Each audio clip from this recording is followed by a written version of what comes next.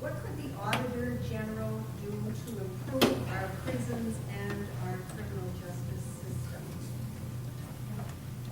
Thank you for the question. First of all, I want to be in full candor here, and I say this, I believe I'm the only person here that actually had a father spend nearly 10 years in prison, basically because of a drug addiction. He sold drugs to help feed his habit. I've seen the cost to families and to be blunt, taxpayers in our communities all over the state because of the criminal justice system. And there are some people that absolutely need to be in prison. And there are some people who are nonviolent, first-time drug offenders that need treatment, not necessarily prison. So that's number one. We have to look at taking away mandatory minimum sentencing for nonviolent drug offenders, for the first-time offenders, so we can try to get them the necessary treatment. And I think this is something that's growing as a point of view on all political ideologies. That's number one. Number two, we are auditing all the state prisons. We have audited, we're auditing the Department of Corrections, trying to make sure that our facilities are safer, to make sure that there are enough guards, that also make sure that the drug treatment programs and the education programs for when the prisoners re-enter society are working. But the number one thing we can do to prevent the prison population from going up is have a better economy, have more job creation, and have a better education system. That's why I fight so hard as Auditor General to make sure every single dime gets to the classroom. Because I was fortunate enough to be able to have the opportunity to go to good schools. Not every kid that has a parent that ends up, going to prison or something like that has that same opportunity. I was fortunate. We need to make sure every kid has that opportunity. Thank you. Mr. Wren. Thank you.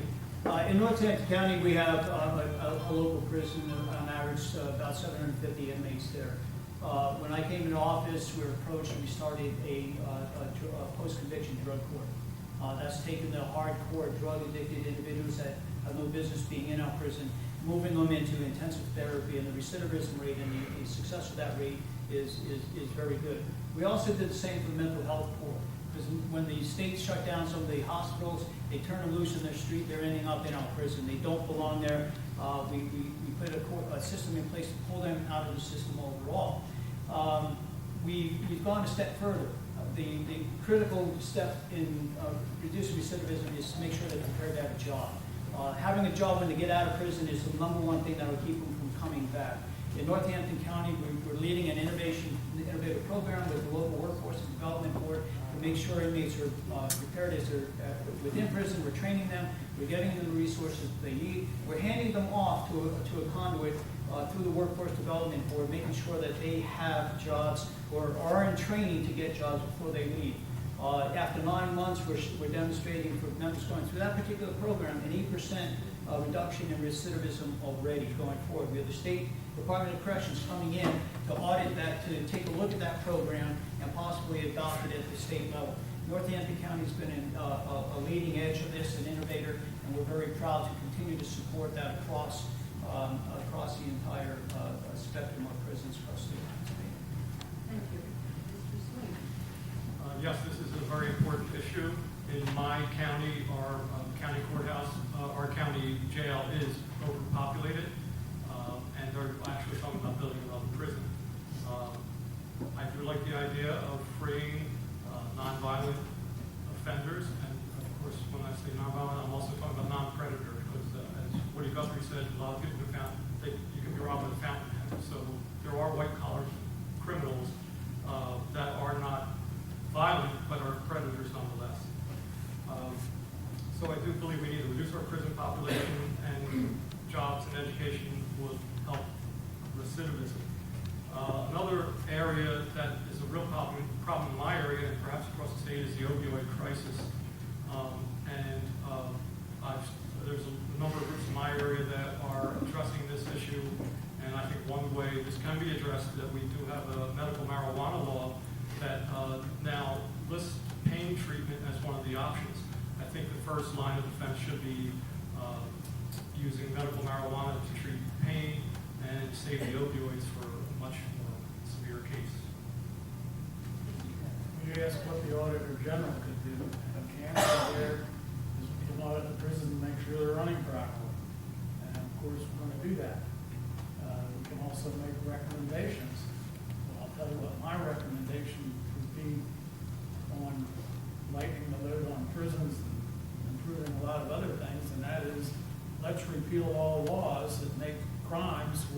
aren't you victims?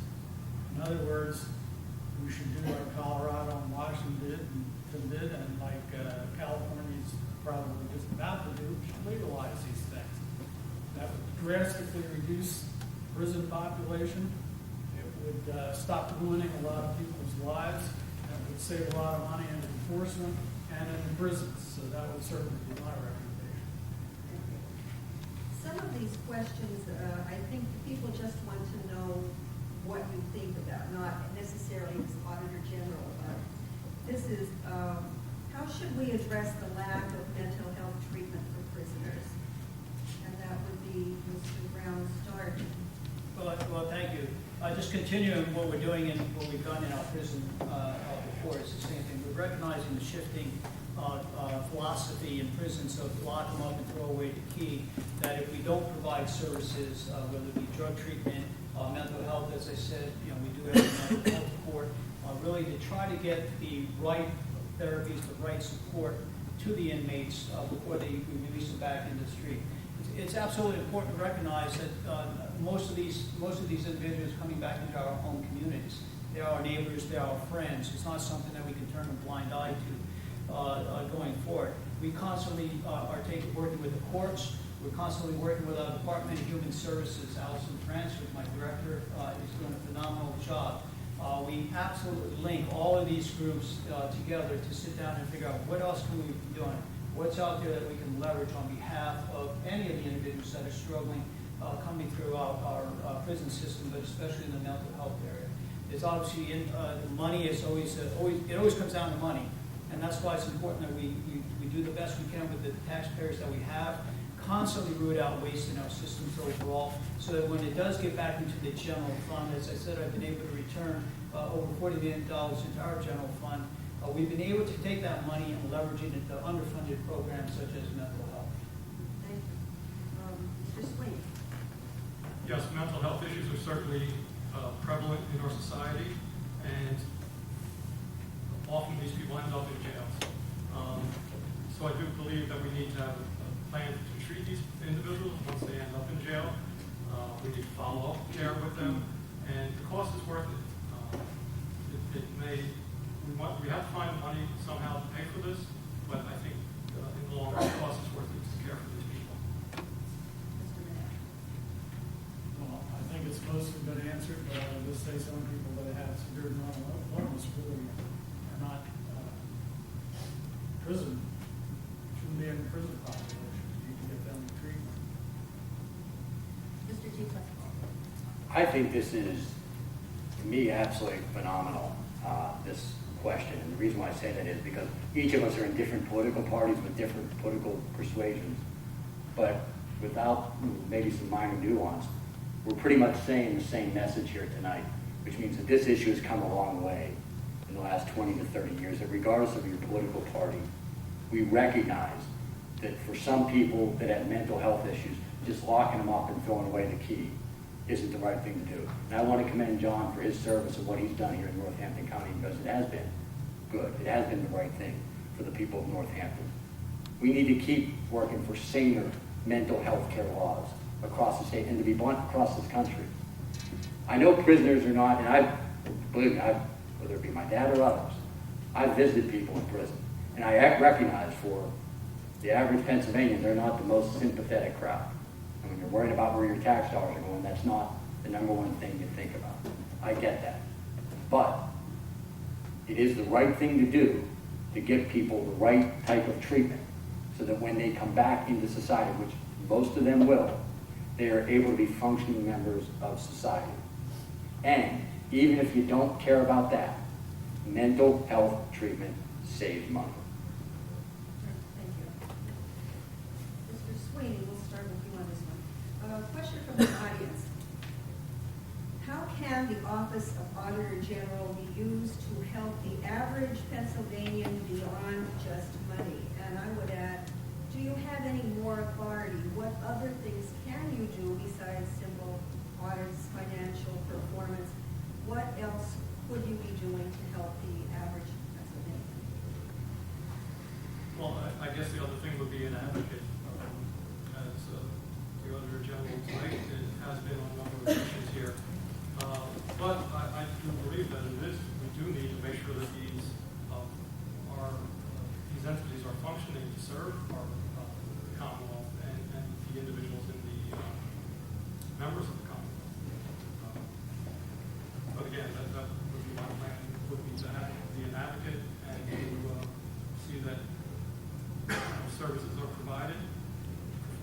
properly and constituents. Thank you, Mr. Burnett. I don't believe a magic wand is standard issue for the Auditor General, so I don't think we can directly solve a lot of these problems. But as has been mentioned, we certainly can make recommendations, and we should. And I think that's what I would like to extend in the Office of Attorney General.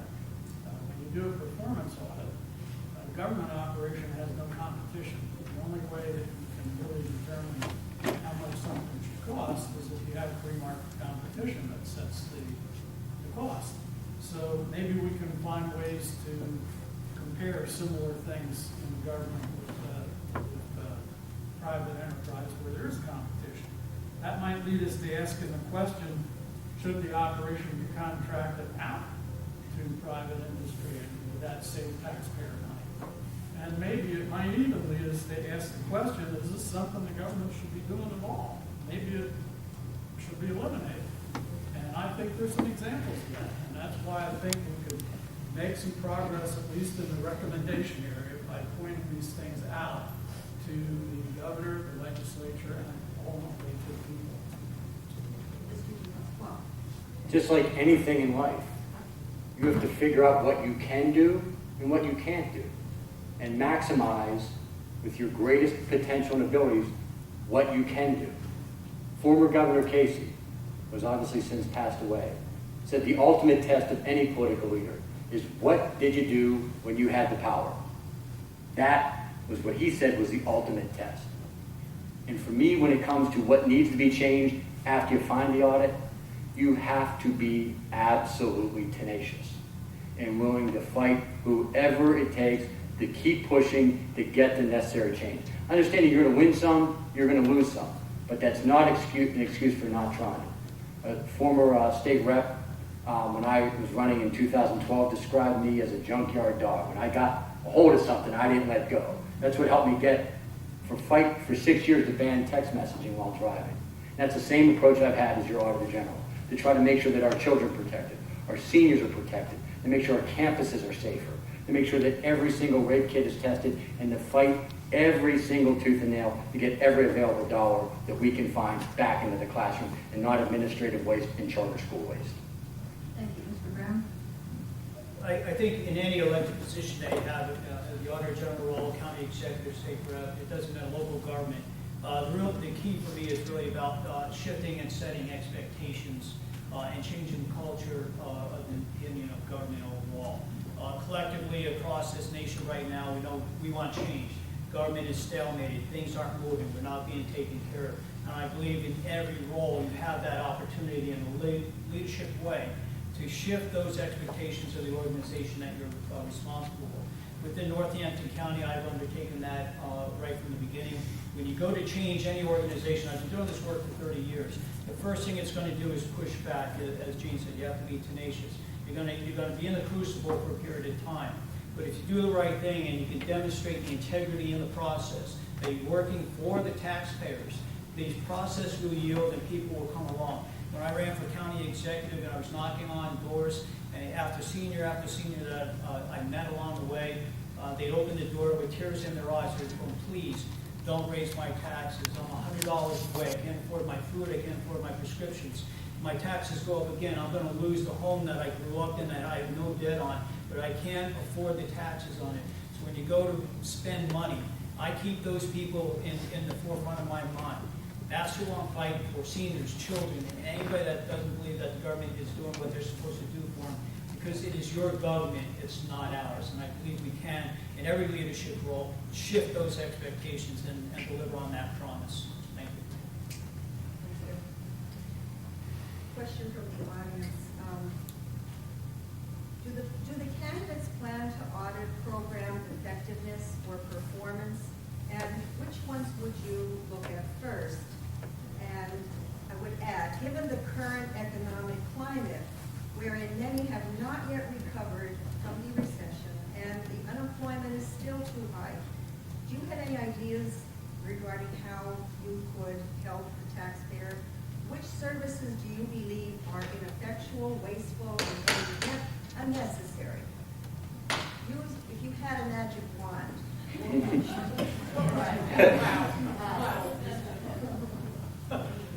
Back to the magic wand. Well, that's quite a question. I think we do need to be more imaginative. I think we need to look at ways to shrink the government and reduce the taxes. This is not happening. Government just keeps going up. What do we have? Another $1.6 or something added to the Pennsylvania budget this year, which they didn't even enact all the taxes to fund that.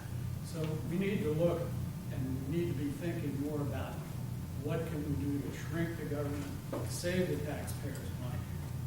Do that, the economy can grow instead of struggling to grow at a 2% rate.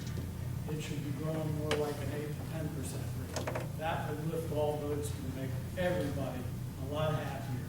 And I think we can do that in places to look. We've already mentioned a couple of them. One of them we didn't mention, and that's the business of selling alcohol. It's made a business selling alcohol. They've debated that for years and years. For heaven's sakes, get out of it. Turn it over, privatize it. The other one we already mentioned was the victimless crime thing, where we put all kinds of people in jail, and they did not really injure anyone. The third area that I would suggest is worth looking is, and I'm going to run out of time on this, but it's education. It's a huge chunk of the state budget and property taxes. We need to look carefully into education and what can be done there to make that more efficient and lower cost. Thank you, Mr. DePasquale. I'm going to take this in three approaches. Number one, on the magic wand side of it, I would make sure that every single child had access to quality education and every single adult had the ability to find a good paying job. So that would be the two things that I would do if we're talking the ability to wave the magic wand, so to speak. Now, on the question of would I do performance audits, actually, not only is the answer yes, but we have done. Because we found a lot of waste. We've talked about that. We've batted around what the number is. But to me, finding that waste is important. All those people that were deceased still getting money put on their EBT cards. That's inexcusable. But sometimes you have to recognize it's not just about the money. Tens of thousands of phone calls unanswered at the child abuse hotline. Any single one of them could have been a life or death situation for that child. 3,000 rape kits untested. 95% of rapists are serial rapists. Not testing those rape kits may prevent us from cracking down on and preventing future rapes as well. And when it comes to doing both, looking out for the kids and the taxpayers, all you have to look is the City of Pittsburgh School District. We performed that audit. They thought they were going broke. And I had a press conference to announce the audit that they not only were not going broke, but they had the largest fund balance in Pennsylvania, $129 million. Now here's the kicker. That night, they were scheduled to pass a tax increase. Because of that audit, the property tax increase was voided for the City of Pittsburgh, so the kids got more investment in their education, and the property taxpayers got saved the tax increase. Thank you, Mr. Brown. Thank you. Program effectiveness, whether businesses or programs overall, is something I've been doing for 30 years. At the state level, as Auditor General, take a look at, just start with your priority. The Department of Human Services budget goes up between $500 million to $800 million annually. Where's the accountability for that money? Unfortunately, in government, I believe that the money goes into the people, the employees. It gets stuck in the system, doesn't make it out to the program, whether it's school and children or out to the seniors that are actually dependent on that. So I look at human services, I take a look at the prison system. The amount of waste, fraud, and abuse that's going on in that system, I think absolutely needs to be done. But as an example, in Northampton County, I mentioned my bridge project earlier, 119 bridges the county owns. We're doing 33 in a bundled package. And why is that innovative? Because it's a public-private partnership. It's time for the government to understand what they can't do and find the resources to deliver those in a more cost-effective, better, and rapid way. And free those resources that normally would be burdened. In Northampton County, the Department of Public Works would normally be burdened with taking care of the bridges. We're shifting that risk over to a private sector developer at a reduced cost to the taxpayer. We'll get those bridges back in place so that emergency services, school buses, ambulance, and farm equipment can go through without a hitch. We'll take a look at doing that, and we need to be creative and innovative like that. That program that I just talked about, PennDOT is looking at rolling it out across the entire state. You know, the Federal Highway Administration is looking at our program as a way to adopt that. The National Association of Counties is also looking at it. That tells me we're on the right track to be able to do that. Thank Thank you. you. Mr. Sweeney? Yes, I think performance audits are necessary, important, and one place that I would look would be the Public Utility Commission. Are they effectively serving the public? It seems to me whenever they're asked for a rate request, they grant it. And I don't know that they consider whether people can actually afford these increases. Another area that I would take a look at, and in fact recommend the elimination of, is the Keystone Opportunity Zone. I think it's been abused. Originally it was proposed as a brownfield reclamation project. I just recently read that we have, this program's been in effect for 30 years or so, and we have still a problem with brownfields. So I believe it's been ineffective. In fact, it's been abused in my area. There is a power plant being built in a community called Jessup, and Citizens for a Healthy Jessup were opposed to this power plant, and they insisted on putting this plant here in Jessup in this particular area because it was a KOZ, and they